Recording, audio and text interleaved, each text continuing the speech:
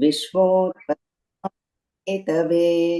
तापत्रय विनाशाय श्रीकृष्णाय वयं नुमः। यं प्रव्रजन्तमनुपेतमपेतकृत्यं द्वैपायनो विरहकातराजुहाव पुत्रेति तन्मयतया तरवोऽभिनेदुः तं सर्वभूतहृदयं मुनिमानतोऽस्मि। ॐ श्रीमात्रे नमः।